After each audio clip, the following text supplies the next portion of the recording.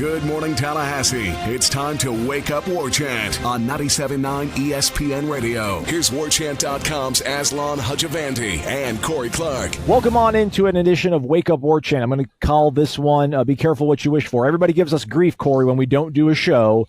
And we probably are going to put this one together with duct tape and popsicle sticks. But dang it, we're going to give the people something to listen to on a Friday. I'm in Charlotte. You're in Tallahassee. How are you, friend? I'm good, buddy. I'm good. I know Charlotte is really pretty this time of year, so I feel happy for you that you're getting to experience it.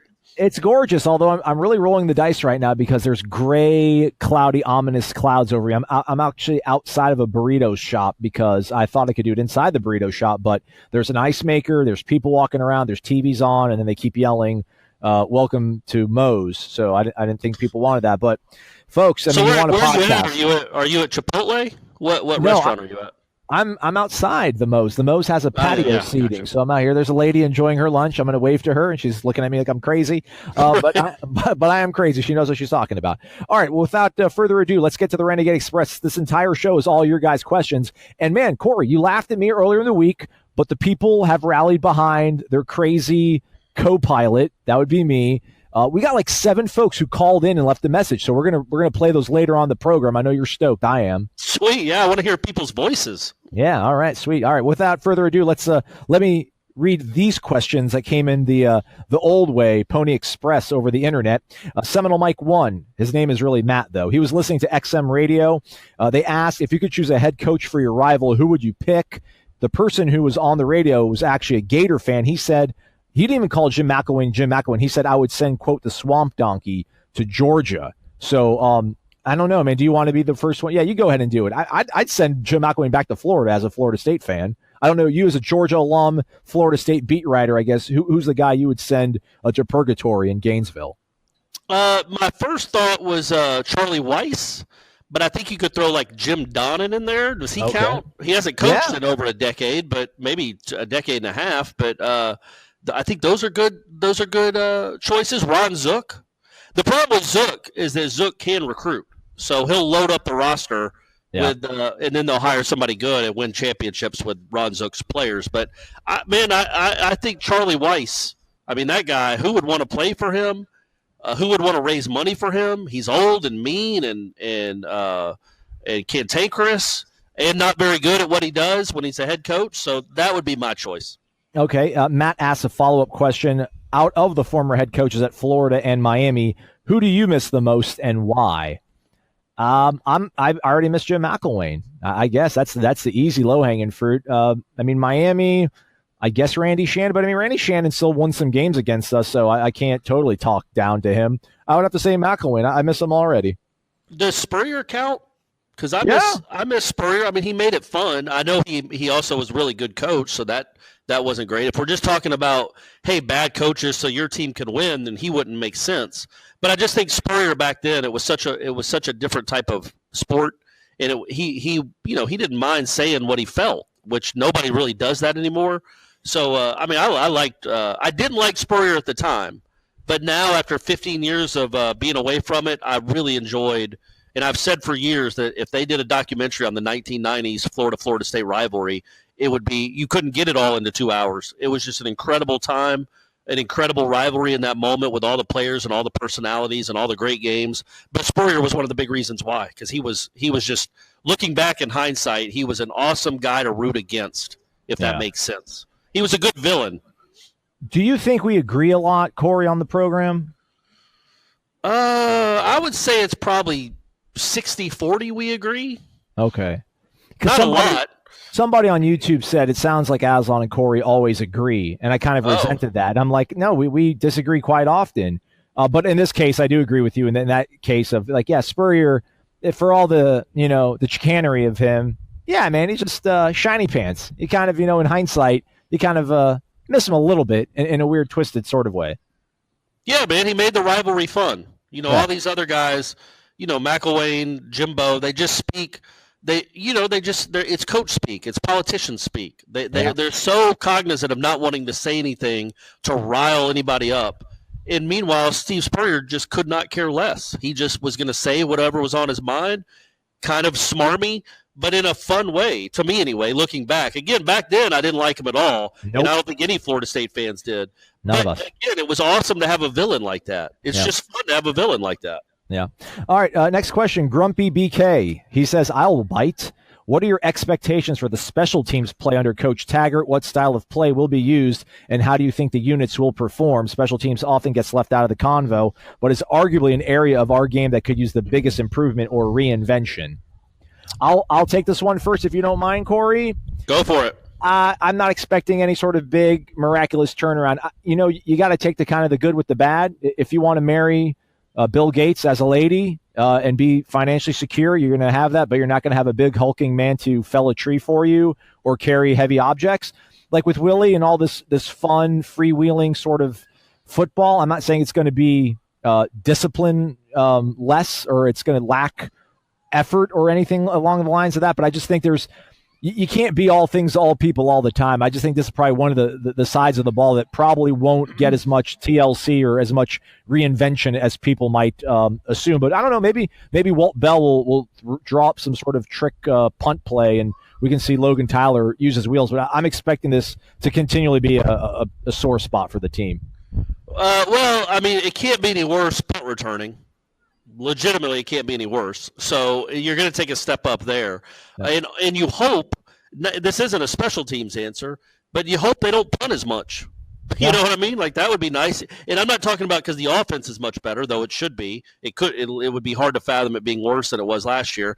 But just on 4th and 2 around midfield, you're going for it. You hope that he goes for it a little more than the previous guy. But quite honestly, man, the way special teams is kind of being – it's almost relegated out of the game, kind of legislated out of the game. Kickoffs, there aren't a ton of kickoff returns anymore. The punters punt the damn thing so high that it's hard to get a lot of good punt returns. You just, I kind of get why Jimbo wanted guys back there, at least a few years ago, like Kenny Shaw. Not a great return man, but caught everything. You just want a guy that can catch everything because even it's different than it was when Greg Reed was here 7-8 years ago. All these punters just hit moonshots. And they're really hard to return because they're so high. So, and the kickoff returns are almost being completely legislated out of the game. So maybe a couple more block punts, at least trying to block punts. And you got to have a better punt returner for the line drives that you can return. Other than that, I don't see a huge difference because, I know we always say special teams is a third of the game, but it's really not anymore. You got to have two good kickers. Have a good kicker and a good punter. They're okay there, not graded either, but okay. And there's nothing Taggart can do about that right now. He's got what he's got on the roster. But as far as returning, man, there just aren't a lot of opportunities to return kicks anymore. Yeah, I'm not going to lose a lot of sleep over it because, as you said, it's being legislated out of the game. And, yeah, I mean, once Greg Reed left, it was pretty much, just somebody catch the ball. It was like fair catch. Why even try? You're going to muff it. You're going to get hurt. There's not even a point of even trying to return it. Next question. Here we go. We got a Service Academy man here. The Navy Knoll. Hey, Aslan Corey, first-time poster. Love the podcast so much, I decided to subscribe to War Chant. Keep up the great work. Wow, that's nice. Good job, man. Yeah, all right. Nice, man. Okay, so the question, it could be a woman as well. I should stop assuming that everybody's a man.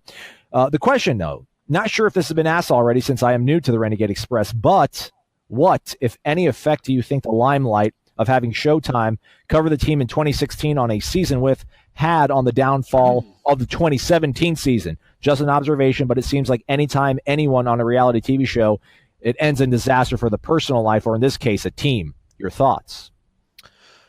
Well, I don't know that it had an impact on the next season. I do think it had an impact on that season. I just do. I think Jimbo was telling the world when he was okay with Showtime coming and filming everything that he thought that team was going to be really good and that it could avoid distractions.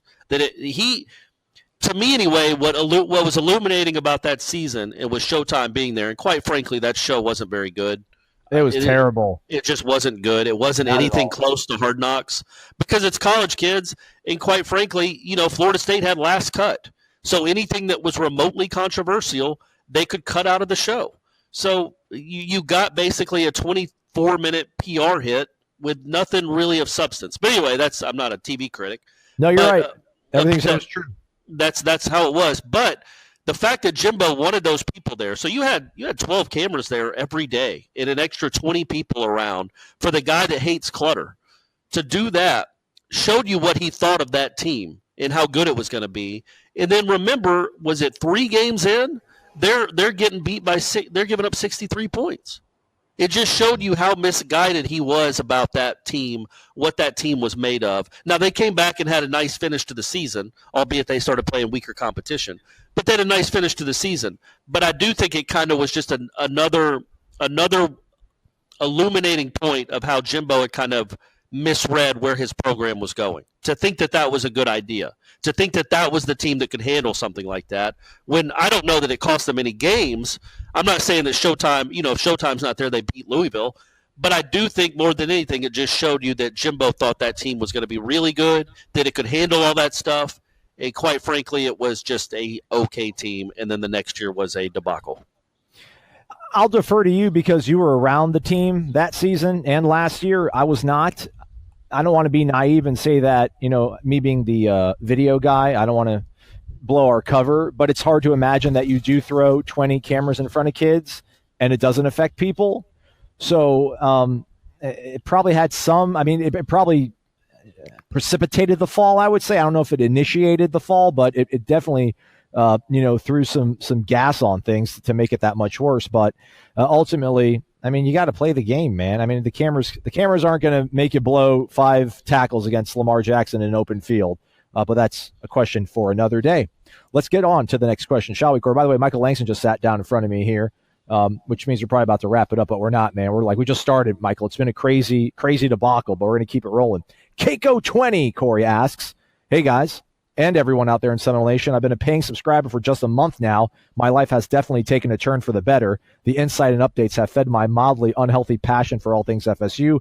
Going back and looking through previous articles has highlighted all that I've been missing, but I'm here full time now. Flattery aside, my question, based on opinion and personal experience, I worked in an office that included several alumni from schools on this year's upcoming football schedule that are from outside the state of Florida. In your opinion, which fan bases outside of the state of Florida that we will face this year, home or away, are the toughest to deal with? And which stadiums would you prefer to never go back to? All right, so I'm trying to think of the schedule. It's not Wake. It's not Syracuse. I don't know. And Miami and Florida are on in-state. Didn't he say out of state? Yeah, Clemson.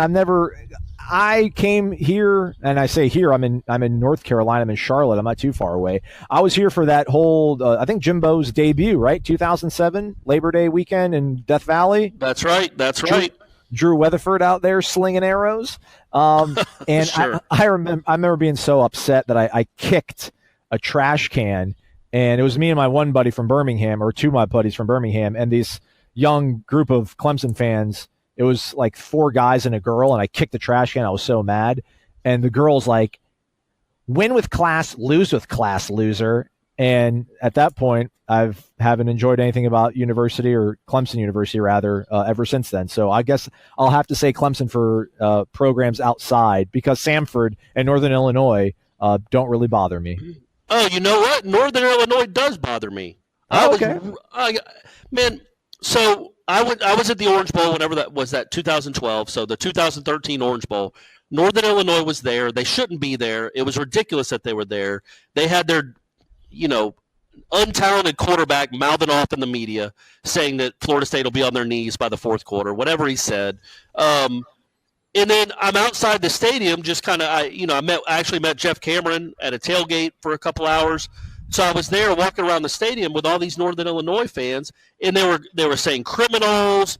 All they were doing was they were making fun of Florida State, like making fun of the just talking incredible amounts of ish to any Florida State fan they saw. And it wasn't just like 1 or 2 Northern Illinois fans, because I know every fan base has those. It was literally every time I was walking by them, they were talking ish to other Florida State fans. And it was like, man, know your role, Northern Illinois. Who are you? You have no idea what you're about to face. This isn't Bowling Green, man. And then, so that really bothered me. And then in the post-game press conference, when their coach was asked about Jordan Lynch was asked about his comments about Florida State being on their knees. The head coach interrupted. Rod Carey, I think is his name. And he's like, he never said that. That was taken out of context. He never said that. It's like, man, it's on tape. The guy that recorded the interview later that night actually posted the audio because he was so upset that Carey had essentially called him a liar. It's like, and also they leaked to Bruce Feldman. Somebody with the Northern Illinois leaked to Bruce Feldman that some Orange Bowl rep, which there are a million of them. There's a million volunteers. We don't know who it is. Somebody told like the Northern Illinois assistant AD, man, y'all shouldn't even be here. And so one of the Northern Illinois people ran to Bruce Feldman so he could tweet that out. The whole time they were trying to make they kept bringing up the fact that they felt like a little brother, and then they went out and got pounded by a not great Florida State team. And then their coach acts like an ass after the game. Their fans acted like an ass before the game. Their stupid quarterback got a bunch of Heisman votes. It was ridiculous. So now that I think about that, yeah, Northern Illinois.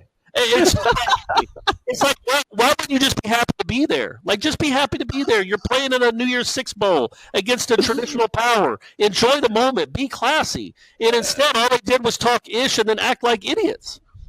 Anyway, sorry if I have any Northern Illinois listeners. Which stadium, Corey, would you prefer to never go back to? I'll never go to Northern Illinois. I'll tell you that. Not in a million years. I don't know. I'm trying to think of a stadium I don't like. I don't like Ben Hill Griffin, and I actually sat in the press box a few years ago, and I dislike it that much more now. That's all right. I don't mind that. And the cool thing about Ben Hill Griffin to me is that with the press box seating anyway, is it's outdoor, it's covered, and they can have heaters, but you feel the noise. You can hear the noise. It's outdoor, but you're underneath like the concrete bleachers. Mississippi State has an open air press box, and that's the right way to do it. You're like in the bowels of the stadium in the press box almost. It's a really weird.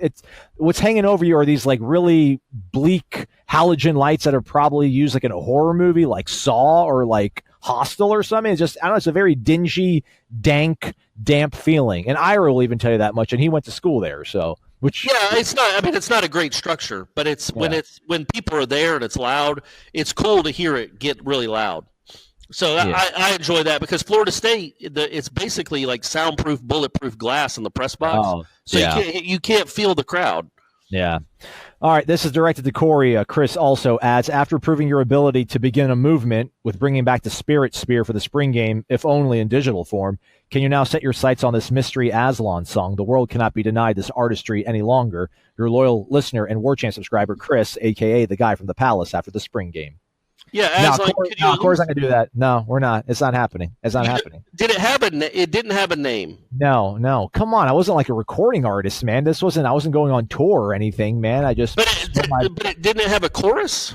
It did. I can't remember it. It was just something. You can remember it. How many songs have you written in your life? You can remember at least one line of the chorus. That's how psychologically scarring it is, man. Like I've totally blocked it out. I think I know like the. Oh gosh. Can you ask for it back? I'll try to find something. I'll try, or at least I'll try to figure out maybe one of the lyrics, like a verse, and maybe I'll hum it one day. But that's all you're getting out of me, folks. Okay. Leave me alone. That's fair. All right, moving on. Next question, Captain D_63, a.k.a. Birdman. First question, real expectations for the baseball team the postseason. Do they have a shot at going to Omaha, or will they falter in the regionals? Well, I feel like they'll probably falter in the super regionals. But, I mean, yeah, they have a shot. I mean, it depends on who they match up with. Remember, they were really close last year to getting bounced in the regionals, like down to their last strike. And then they caught a break, quite frankly, when they got to play Sam Houston State at home instead of, I think, maybe Oklahoma State on the road. I can't remember who Sam Houston State upset. But I think you're right.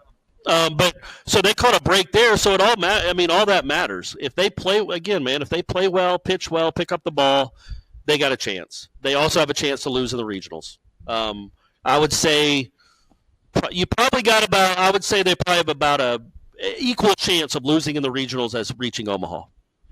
I'll say this: I think if they make it out of a regional, I think they'll make it to Omaha. They might be sent to Florida though. Yeah, that's a good caveat. I just feel like Drew Parrish and Andrew Karp, I think they can win you 2 games. I think you can win 2 games if those guys pitch very well. But against Florida, probably not. Yeah, I don't disagree with that real quick because I also think the Van Eyck kid. If one of them, if Carp starts to struggle immediately, I think the Van Eyck kid comes in and can shut it down. I mean, I think you've got three good pitchers, and then Cole Sands is kind of a wild card. Yeah, that's fair. Second question from Captain D_63. Many people not really respecting the football team. Is it lack of talent at certain positions? Is it because Coach Taggart has not had a successful team in a major program? Or is it because Dumbo left this program in a spiral downfall and it's going to take a couple of years to get back up? Yeah, I don't think it's in a spiral down. I don't think it's in spiraling out of control. I think the program is in okay shape, decent shape, not great shape. And I expect Taggart, the way I've said it many times, he's going to load up this roster with more talent than anybody in the country, except maybe Alabama, and that's except maybe. That's a maybe. And then it's just a matter of beating the good teams, winning close games, because you're gonna have to. Even if you have all the talent in the world, look at Clemson. They have all this NFL talent. And they still have 2 or 3 games a year where it's a struggle in the fourth quarter to win. So just having great talent doesn't guarantee anything, but it's a great start. And I think that eventually he's gonna load up this roster with some incredible talent, and then it's just a matter of winning those close games. I do think he's a 9 or 10. I think they can certainly win 10 games this year. I think that's maybe the ceiling this year. And I still have a lot of questions about the offensive line, and the defense is inexperienced.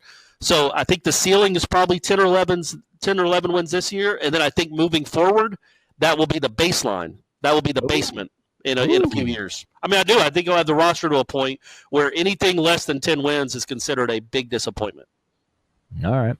In the same vein, I think you kind of answered it. His last question was basically about, we talk about the loss years under Coach Bowden. Did Dumbo leave our program the same way he took over before bolting to A&M? I don't think so. No, he left with the same record. Right. He took over a 7-6 team and left it a 7-6 team, and in the middle was some awesome stuff. But no, I think he does have. I think the recruiting took a hit. I think it took a bigger hit than we realized. But I still think that it's eminently more talented, this roster. He didn't have a lot of Levante Taylors and Stanford Samuels and Cam Akers when he took over the program in 2010. He just didn't. There weren't many of those on campus, or Tamorian Terry's for that matter. So he stocked the roster with enough talent to win. I just don't think it's a championship-level roster right now. All right. I agree. I shouldn't say I agree. You're wrong, Corey. You're so wrong. You're just wrong everywhere. We agree on everything. We agree on everything. All right, let's start disagreeing then. Get Down Black asks, morning, guys, or in this case, afternoon. Thank you. He proposes us something here. Let's get the players paid, he says. The NCAA would work a deal with EA Sports. Let's bring back the college football video game. Absolutely. Absolutely. Okay. That's a great idea. EA would get the rights to make whatever college sports game it felt. So let's say they make $1 billion a year off college football and basketball video games. I think it's something like 328 teams in the NCAA. They give $1 million to each team as a trust fund for the kids. The catch is it has to be dispersed equally throughout all the sports at each school. They don't get it until they graduate and leave the school. What do you think about something like that? I don't know if the percentages work up, but it's not a bad idea. I mean, if you want to talk about name and likeness, that game is part and parcel Exhibit A through Z when you're talking about using a kid's likeness and profiting off of it. 100%. And again, I don't know how equitable that is, that the backup right guard gets the same amount of money as DeAndre Francois or whoever the starting quarterback is. I just don't. So do you think James Blackman's not starting anymore? Is DeAndre Francois now your starting quarterback for him? No, don't read into that. That's just the first name that was on my mind. But I do think that the name and likeness is where these kids should be able to get paid. And if a local advertising company thinks that Cam Akers can sell them Toyotas, then let the kid go sell Toyotas for him. Just if they're willing to pay him $30,000 to be their spokesman for Toyota, let it happen. Or if they want to give him a Toyota to drive around in, again, I know that people might think that's, blasphemy, but the innocence of college sports left long, long ago. And remember, the dude that was just here just took a $75 million contract. So, and gets, he was advertising for that diamond store here in town forever. So, the jewelry store. So they're allowed to make endorsements. Mike Krzyzewski's allowed to sell American Express cards, but Cam Akers can't. Like, what's the point of that? And there's a chance Cam Akers might not ever make it in the NFL, but his name right now is a big name, and it's a marketable name. So let him use it. Let whoever, Emmett Rice, whoever, if he wants to sell Rice-A-Roni, let him use it. These kids should be able to make money off their name and likeness, because there's no guarantee. People can say, well, that can come when they get in the NFL. Well, man, how many NFL players are really selling ads? Yeah. Not many. But they in a college town, in an Auburn, in a Tallahassee, in an Athens, in a Gainesville, even in like a Durham or a Raleigh, those kids are marketable, and they're big-time celebrities, and local businesses would love to use them. So let them. Also let them get money from their jersey sales. Let them have autograph signings. And people can say, well, then, all the Tuscaloosa car salesmen or car dealers are just going to be lining up to help recruit these kids. And it's like, well, aren't they already? In Alabama, but Alabama already gets whoever they want anyway. I don't like the idea. What's the difference? I don't like the idea of them doing autograph signings. To me, that's like low hanging fruit. Like I'm a washed up boxer and I need to get my next mortgage payment. Let me go to the bookstore. But remember Todd Gurley? Todd Gurley deserved to miss 4 or 6 games or whatever it was. No, but there's other ways they can get money. At the end of the day, I like the idea of giving them money. I think it should be tied to them graduating or winning the team a national championship, and then they can collect their money. Sure. All right. Well, that's fair. Otherwise, it just keeps recycling like the lottery. Well, you pass it, getting bigger to the next class, passing it down to the next generation, man. But in all honesty, I think it needs to be tied to you either do 4 years or you get your degree. And then you can collect, then you can pass go and get your $200 or your $2,000 or your $200,000 or your $2 million. There's got to be, all right. So, all right, next question. Enol_2000 yo. My question is simple. Was Aslan's love song he wrote and recorded a rock ballad, a little R&B, or an alternative blend, or did he go all out Air Supply? We got to know. That's a good question. I think I would have probably opened up for maybe like a poor man's Blink-182. It was very alt rock, emo sort of thing before emo really became a big thing. I don't want to call myself an innovator, but it was more in the vein of that. It wasn't adult contemporary. It wouldn't be heard on the Dove or K-Love or whatever, my mom listens to. It wouldn't be on that station. It'd be like on like a alternative rock station that does a really weird festival every summer at some local beach. That's who it'd be on. So it was, because you had like a legit rock band behind you. Correct. Yes, I did. Surrounded. Right. Yeah. Daddy, don't mess around, man. I'm swinging for the fences here, man. I'm gonna use a juiced up bat, man. That's how I roll. Man, please, maybe for like our 1 year anniversary, can we hear that song? You don't think she threw the tape away, do you? Or she might have. I'm sure she did. My friend, I actually recorded on his software, or like he actually had this recording deck, and then it was a tape deck, and you could dub it off of it. He might have it somewhere at his mom's house back home in the Bay Area, but I think I told him if he ever finds it to destroy it. But he might keep it for leverage and blackmail purposes. He thought maybe I was going to be a big TV star one day, but that went by the wayside. So, so can you sing? No, not really. I'm a little pitchy. Were you pitchy on that? Did y'all take multiple takes? I think I was so embarrassed that I was asking my friends to do a favor of that magnitude, and they felt douchey for having to do it, that I'm like, all right, guys, let's just get it done in one take. We'll do it live. Oh boy. Obviously you don't have to play if you do find it, or if you can just recall the words. We don't need the whole song. I don't want the whole song. Nobody needs that again. I just want a line or two just to get a taste of what the message was. Here's the thing. If I and it's on the tip of my tongue, if I can figure out the first line of the song, I'll probably be able to recall then another half of it. So it's just getting that head start down the hill, and then I'll be able to sing most of it, and then we can just all cringe and never listen to the show again and just pay its proper respects. I assume you had girl in there somewhere, right? Like, hey girl. No, man, I'm not voicing, man. I don't have that baritone voice. That syrupy baritone. I have a high squeaky voice. I just feel like that's the way to start a love song. Hey, girl. It is. West Duval Knowles says, Corey, you got to track down this girl and see if there's any way possible that she still has a tape and play it on air one day. Sorry, Aslan, LOL. That's fair. We'll see. Keep shooting for the moon, boys. Maybe you'll land amongst the stars or whatever. FSU guy 1989 and his adorable daughter ask us a little would you rather. Would you rather Willie lose only 2 games, but it's Florida and Miami, or win 8 games and you beat both of the rivals? That's a better question for you. It is. Nah, give me 8 wins. I don't care. I want to beat Clemson. I don't want to lose to Miami again, and I don't want to remember what it's like to lose to Florida. Yeah, I think that's probably where most Florida State fans would fare, right? Because really, there's not a huge difference between 10-2 and 8-4. You're still not playing for a championship, so you lost a game. Maybe I guess that means you lost to like Virginia Tech and Boston College. That's not really soul crushing. Not after coming off a 7-6 season, but you really don't want to lose to Miami again, and you don't want to ever lose to Florida again, especially the first year of the 2 regimes. So yeah, you want to go ahead and knock those 2 out, and then that helps recruiting and all that. I think that's the right answer. 8 wins over those 2 guys is better than 10 wins with losses to both. Even though that would mean a win over Clemson. Whatever. Disagree. Take the other. Come on. Be contrarian. That would mean a win over Clemson and everybody. I mean, that would Notre Dame, Virginia Tech. I mean, those are good wins. Florida, and you would be in position to get to the playoff until you had your heart broken by Florida. Listen, and you be in the ACC championship game. You know what? I think I might have reversed course because if you only lose 2 games and they're to Miami and Florida, you're playing in the ACC championship game just mathematically.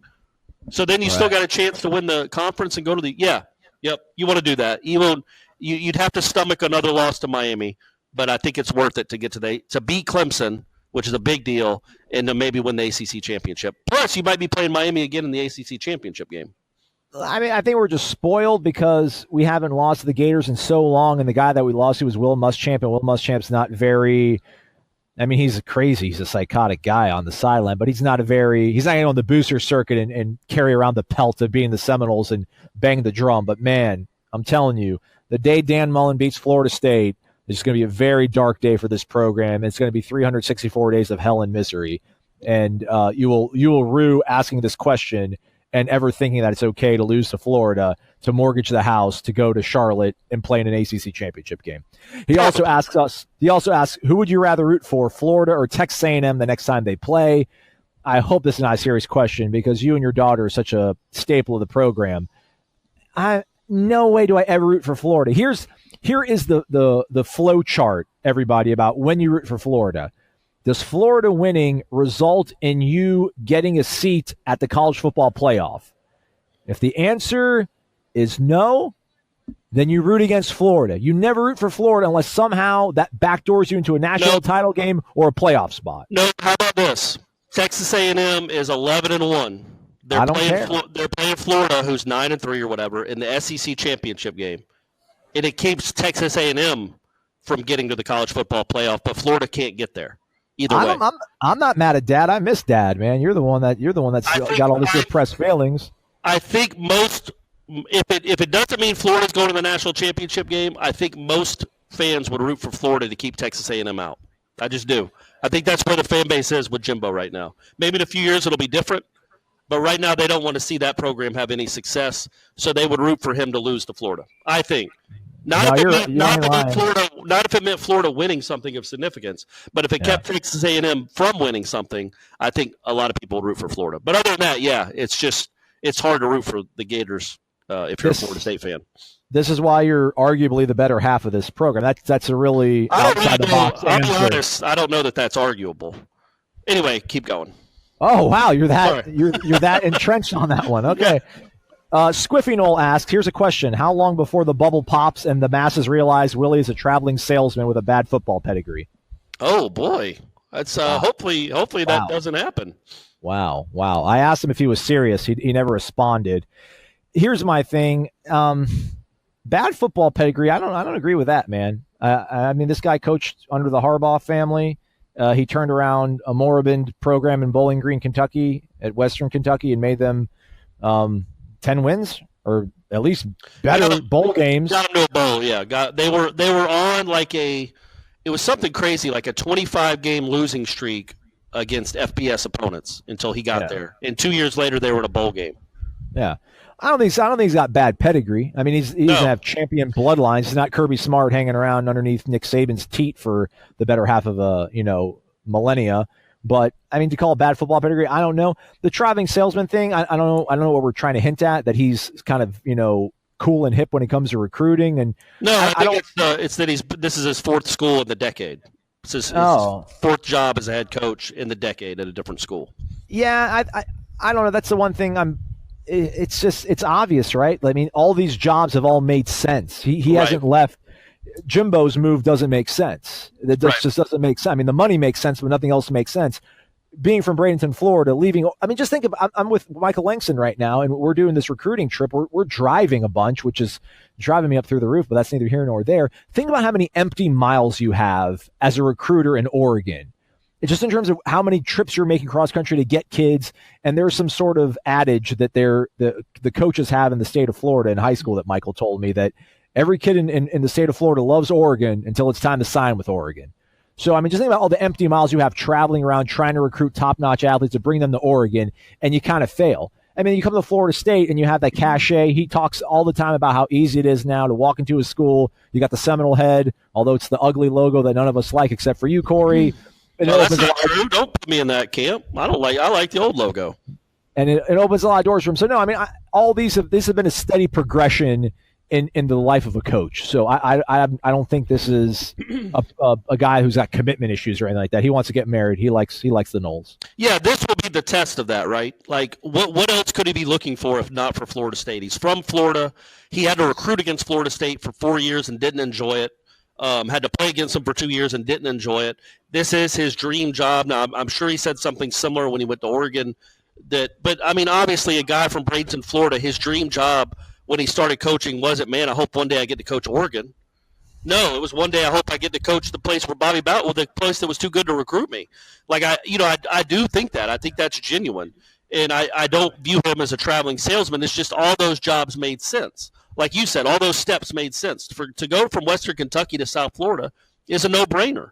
To go from South Florida to Oregon, a Power 5 job that had just played for the national title a few years ago, is a no-brainer. And then to go back home from Oregon to Florida State, I know it was only 1 year. If it had been 4 years, nobody would have questioned it. But the fact that he was only at Oregon for 1 year is where people kind of roll their eyes or raise their eyebrows. But when is Florida State going to come open again? He didn't know Florida State was going to come open when he took that Oregon job. So all of the reasons for him taking jobs makes complete sense. I don't begrudge him that at all. Now we'll see what again. This is the litmus test, the real one, because if he's only here for 3 or 4 years before he bounces again for, like, I don't know, to be he wouldn't be an OC in the NFL. If he takes an NFL job, then it's like, all right, well, again, even that though, you'd be like, okay, well, that makes sense. Now he's going to the next level. I just think this has been a normal progression, maybe a little faster, maybe a little supersized, but it's a normal progression of a head coach. You go to a barely FCS school or an FBS school, barely FBS, to a pretty good non-Power 5 school, turn them into a good team, then go to a Power 5 school, and now you go to one of the elite Power 5 schools. That, to me, is just a normal climb of the ladder if you're good. Yeah, and listen, he's going to recruit well. He's going to lose games. He's going to lose games to teams he probably shouldn't lose to sometimes. You just have to hope that over the course of a 5-year window that the stars will align and he'll find himself in a playoff and winning 2 games in December and January or 2 games in January, rather, to get a national championship. I mean, I don't think, listen, Nick Saban loses games. Everyone loses games. Urban Meyer loses. Actually, Urban Meyer doesn't really lose as many games that he shouldn't lose to, but I mean, I don't know. Those guys are anomalies, I guess, in a certain sense. So, I mean, I don't know. If they lose at Virginia Tech, the people who think that he's a traveling salesman with a bad football pedigree are going to think that Florida State got burnt on a bad hire. It's going to take some time to let everything kind of work its course. I know it's a really boring, lame answer, but I don't see myself really sounding any alarms on him until, I mean, actually, I shouldn't say it because we have to talk about him every single day. And if they're 5-2 and I'm ornery, I probably will start throwing some barbs, but hopefully Corey will keep me in line. That's what I do. Okay. All right. Let's unveil the next and the coolest part now of the show. So we went ahead and gave you folks a phone number to call. And little did we know that our little radio show that could reaches the masses, and a whole bunch of you folks called, man. We have something like 7 voicemails now. So hopefully this will be a recurring theme here. I think that's a big number, Corey. I mean, that's brave for people to call and put their names down, Sure, I think as this maybe this segment gets more popular, what we probably do is just take the best 7 out of 100 Okay, because right. the phone lines are going to be lit. Yes. Guys, if you get a busy signal, just keep calling. The lit's what the kids say. Yeah. Lit's a good thing as well. All right, so and folks, if this comes off a little janky today, just know that Corey's in Tallahassee, I'm in Charlotte. We're both on computers and we're far away. Once I'm in a studio, we're both in the studio. It'll come off so much more smooth. But let's just hope for the best on this one. And without further ado, let's listen to our first ever call from a viewer or a listener rather on Wake Up War Chant. Aslan, I have a question for you. George Campbell, what is the story with him? I don't know how significantly he was injured years ago and never found out why he didn't play the last couple of years. It must have been something pretty significant. Then I hear this year, meaning the 2018 season, he may be coming back, and he's going to be in the rotation. Is that true? So there you go. The first person who ever called. I don't think I got his name, but thanks for calling. George Campbell, my alma mater, Eastlake Eagle. What is his story? I don't see this ending well. I mean, in terms of him becoming some sort of star for the program. Core injury to me just sounds daunting. It's like a knee injury or an elbow injury before Tommy John or an ACL back in the 80s. I know core injury is just sounds kind of important. I don't know how you really ever fully recoup from that. So love to see me be wrong on it, but I just don't think that we're going to see him live up to the vast potential that we had hoped for. I mean, all indications are that he will not. He's a big kid that can really run, but you can't stay healthy, and sometimes that's bad luck. Sometimes it's all bad luck. He's never been healthy, and what happens is these coaches did not recruit him. They don't know him at all. There's nothing on film. He wasn't healthy this spring, so he couldn't work out. So he's an afterthought. Now he can become a before thought. He can become like a thought of the moment if he goes out this in August and actually starts making plays. But, they got their own guys that they brought in. They got their guys from the spring that they really like. So George Campbell, to even get in the rotation, is going to have to play really well this August if he's healthy and show that he can compete, man, because they have nothing on film to prove to them that I'm sure maybe Willie recruited him or at least knows about him from his time at South Florida. But he has no idea what this kid is. None of them do. George Campbell doesn't. None of us know what this kid is, and he's been here 4 years now. So odds are, when you've been in a school for this long and have made no impact, you're probably just not going to make an impact. You could be like a Christian Green. Just that guy was a 5-star kid that really never, he was here for 5 years, but other than a couple plays here or there, never really made much of an impact. George Campbell might be that guy, but there's still time. But we don't know anything about him, and we don't. I would say the chances of him actually becoming a contributor are 1 in 5, 20% maybe. I just think there's better guys in front of him and guys that can stay. The guys that are healthier, and if he can't get healthy, he can't play. Next question. Hey guys, this is Wilson Lemieux, and I have finally reached the promised land. I fought with Aslan for about a week and finally got the right number. Just in case you want to know what happened, Aslan gave me the wrong number on Twitter, so I called like 16 times to some poor soul somewhere in Tallahassee, Florida. So my first question is, what happens first?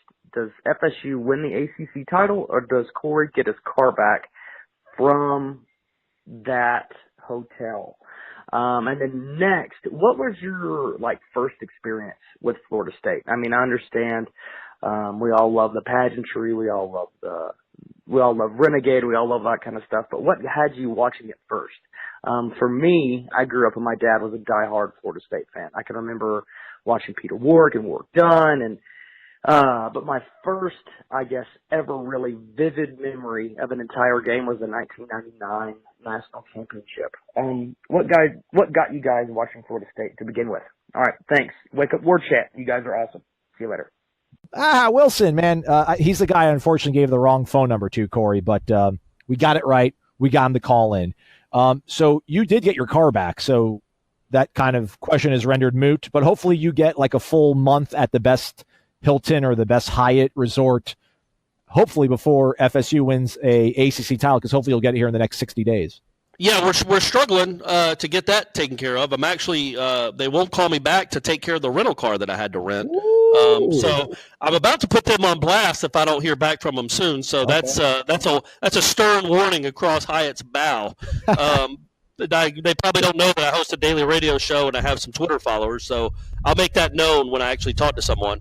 But my the first memories of me with Florida State were I went to the 1982 Gator Bowl. Oh gosh. 1982 Gator Bowl in Jacksonville, and it poured down rain. That was my first game. I think West Virginia was a pretty big favorite. They had Jeff Hostetler as quarterback and another Darryl Talley, who played with the Bills forever, was their badass. Yeah, and Florida State beat them convincingly. And so that was my first Florida State game. For me, fourth grade, I think it was 91, Florida State was on the rise, and I couldn't stand my fourth grade teacher. I couldn't stand her. She actually went to Florida State because we have such a great educational program in terms of grooming teachers and the future leaders of America. But despite her, I rooted for Michigan and was talking so much crap to everybody that liked Florida State. I'm like, there's no way you guys are going to beat Michigan because Michigan has blue blood that runs through their veins, and they cry maize tears. So how could you ever expect to beat them in what they call the big house? And I remember watching that game and thinking, wow, they're different. This is kind of cool. I want in on this. Can I get in on this? So I didn't get along with the teacher after that either, but I tipped my cap to her. I doffed my cap to her and walked along and made the right decision in life and rooted for the Noles. Good work, buddy. Good work. Next question. My name is Jeremy. Aslan, Ira, and Corey, thanks for all you guys do. My question is, what position do you think Willie needs to address the most in recruiting besides quarterback? Thanks for all you do. Go Noles. All right, Jeremy. Thanks for the question. I'm gonna cheat since I have a lifeline right here. Michael, other than quarterback, what is the one position Florida State needs to address in recruiting? Linebacker. Michael says linebacker. So I'm gonna say linebacker. I always say this, though, offensive line. Offensive line, Corey says, Michael. Oh, he's shaking his head like, what's he talking about? Look, man, they need good offensive linemen, and they'll always need good offensive linemen. Like I'm saying, not just for this next year, for the foreseeable future. Get what Alabama gets. Try to, anyway. For too long, they've whittled down the pool because a lot of people didn't want to pay for Rick Trickett. So they they eliminated some of the people that they could have been in play for. Now that's not there anymore. So go try to get as many of these badasses as you can. That's just football.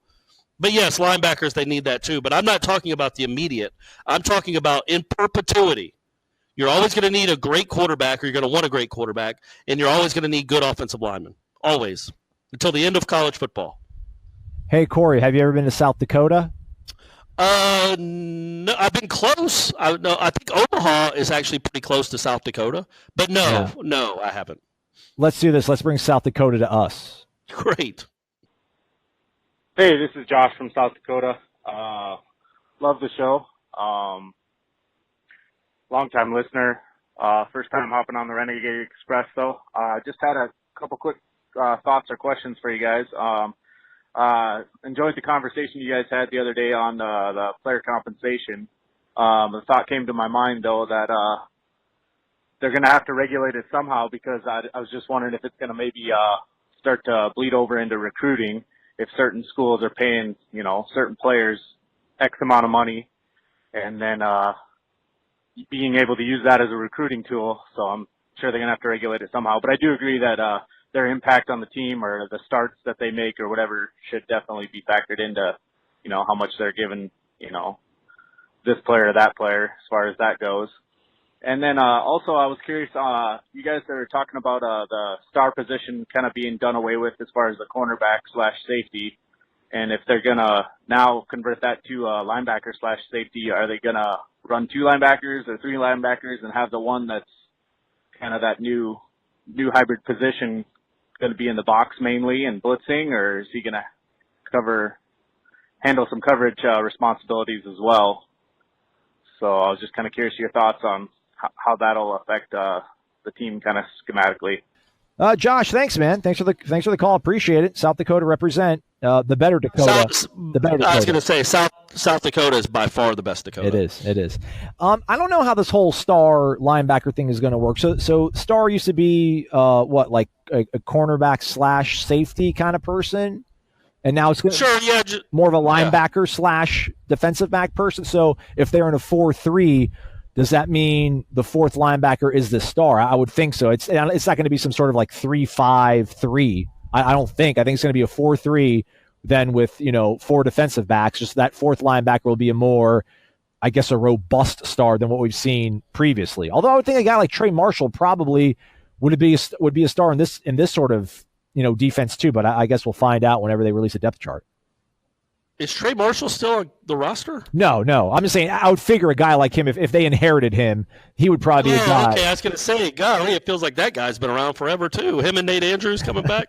Yeah, I mean, for the last umpteen year, since the last 3 or 4 years, it seems like the base set for Florida State has been a 4-2-5. They've really only had 2 linebackers on the field, and that rotating guy is usually one of those, like a Trey Marshall or a Jalen Ramsey. In 2014, he played that position, Joyner. I do think, honestly, just watching them in the spring, the stuff we got to watch, I do think they'll have more traditional sets where it's just 3 linebackers. Oh. All right, let's go. Also, to his other point, yes, that the stuff about paying players and helping them market themselves, that will create an unfair maybe recruiting advantage for the schools like in Alabama or Texas or Tennessee. Not Tennessee, Alabama, Texas, USC, the places that have more money maybe to offer or more avenues to create revenue. But those schools are already winning the recruiting battles anyway. Like Miami of Ohio can't recruit against Alabama now. So all this I think will do is just essentially get rid of Group 5. Power 5 might just branch off and be their own thing eventually where they can do all this stuff. Because it will be hard for Group of 5 to come close to recruiting against the likes of Florida State. If Florida State can say, hey, come to blank and blank Toyota, and you can make $50,000 just using your likeness. Now that's an unfair recruiting tool, but the Doak Campbell Stadium is an unfair recruiting tool. The co-eds is an unfair recruiting tool. There's a lot of unfair recruiting going on in college football right now. The rich are going to get richer. Corey Clark doesn't care about poor people. Next question. Correct. Hey, fellas. Great job. Love the show. Jim in Tampa. With Willie finally allowing our players with tempo and more chances to out-athlete our opponents, other than Clemson, I don't really see another team that we aren't better than, including both the Canes and Gators. So realistically, without Lamar and maybe NC State with Finley away, but no D, if we win the opener against Virginia Tech, I can't see us losing more than 2 games. What do you think? Awesome, man. Represent. Thanks, Jim. Thanks for calling and leaving a message. I got to apologize. You might have missed the show when I try to correct myself. The quarterback Finley for NC State is actually still there. That was my bad. Hashtag fake news. I did 10 push-ups for it. I apologize greatly. But I mean, this is what you're selling to us, Jim, is what Willie's selling to everybody, and it's creating this whole synergy of fantastic taste and Kool-Aid, is that they're just going to go fast and they're going to out-athlete people. And when you have better athletes than other teams and your whole game plan is to out-athlete them, you're going to probably beat them. And to your point, I think right now at this point, Florida State has definitely got better athletes than Florida. Miami, slightly probably, if not, I don't want to say significantly, but a good significant bit perhaps. I don't know. I mean, I don't want to just losing 2 games. I've been the guy that says that Willie needs to win 10 games in the first season to really make this whole, what we're being sold, what we're all signed up for and excited about. But it's definitely not fair. And I don't want to put, too harsh expectations on the guy on day one. But I mean, I don't know. Do you think this is what it's going to be like, Corey? They're going to out-athlete everybody day one? Smooth sailing? I mean, but what in this world of college football, that doesn't matter. I mean, they had better players than a lot of the teams they lost to this year. They just did. I think they probably had a more talented roster than Miami last year. They somehow lost. They somehow couldn't keep them, Malik Rozier of all people, from going 80 yards in the final minute. So it's how you play situations. It's how you play in tight moments, and some of it is luck. Florida State had a much better roster than Duke and Wake Forest. Did they dominate those games? I think it's a really hard schedule. but they can lose. They can lose to Louisville without Lamar Jackson. They almost lost to them in 2014 when Lamar Jackson wasn't there, and Florida State had 20 NFL guys on the roster. It can happen. It's just how you play. I think they'll be favored in most of their games, but that's all that is just a point spread. And I know that's not the right. I can see them. Let me put it this way: I can see them going 10-2 for sure. I can also, like we've said, see them losing 4 or 5 games. Neither one would surprise me. Final question of the week. Hey, how are you? This is Ranye calling from Lawrenceville, Georgia. I had a question and wanted to see y'all thoughts about Willie Taggart, his comments on the facilities and the upgraded facilities. Wanted to see what y'all thought about that and his comments on it, to get your perception on it, because it kind of sounds like he's saying the same thing Jimbo said about the facilities. Coming in new to the program, I wanted to know, how do y'all feel about him making those comments about the facility and the upgrades? Thank y'all. Go Noles. Thanks, Ranye. Represent Lawrenceville, Georgia. What do you know about Lawrenceville, Corey? Good town? A lot. It's where my mom lives. It's like 10 minutes from my other house. It's Gwinnett County, baby. Yeah, I know a lot about Lawrenceville, Georgia. Represent. All right, what do you think about Willie talking about facilities, man? Well, I think the difference is, because I knew that would be a question that people are like, well, man, y'all gave Jimbo so much grief for doing the same thing and saying that Florida State needs one. Well, there's 2 things. Number one, it was when Jimbo made those pitches. Bringing up facilities after losing your fourth game in 5. Is it Florida? Just have the wherewithal to know that fans don't want to hear that, and that it sounds like you're blaming your lack of facilities for just losing to Boston College by 32 points. That rubs people the wrong way. Everyone, it just rubs them the wrong way. And then also, it's how you ask for it. Work with people. Don't just be bullheaded and say, this is what we need, get it to me, and get the F out of my way. Be able to work and talk and communicate with people. Jimbo, that was never Jimbo's strength. It was always, this is what I want, give me, with no kind of negotiation. Not negotiation, just make people want to help you out. Make people want to give you money. I think Willie Taggart will tap into that better than the previous guy did. The previous guy got a lot of stuff. He did modernize the program in a way that was desperately needed. But he had just gotten all this other stuff, quote unquote, and then started asking about this standalone football facility that was never mentioned 2 years ago. Then all of a sudden became this something they had to have. Meanwhile, it's coming in the midst of the worst season in 40 years. People just didn't want to hear it. It's all about context, and Willie Taggart's in a different context. He's the new guy. He's been at another school that has one, and he's like, yeah, you guys do need one. We desperately need one, and we don't need it to just, gussy up more.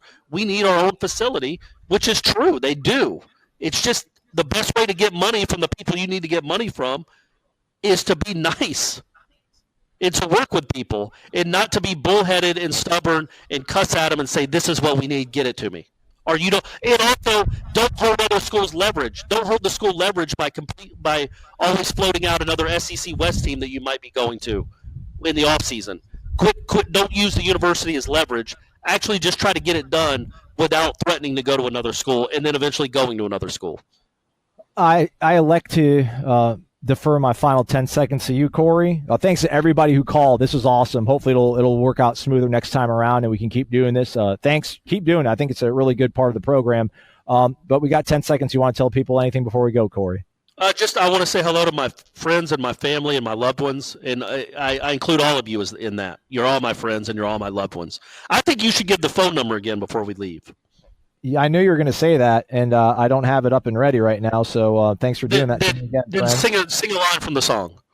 I don't know what to say to you. No, I don't know what's going on. So, goodbye, everybody. Have a great one. We'll see you later. The Sod Cemetery, Osceola and Renegade, and of course, the War Chant.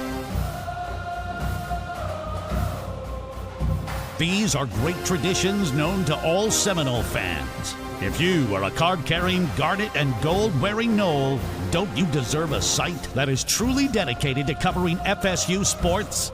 WarChant.com's staff has over 50 years of experience covering the Seminoles. WarChant.com is the only FSU outlet with a full-time recruiting analyst in Tallahassee. Plus, it's the only site with a full-time videographer and a daily podcast, 100% dedicated to FSU sports. Why act like Gators and settle for second best? WarChant.com, your ultimate Seminole sports source.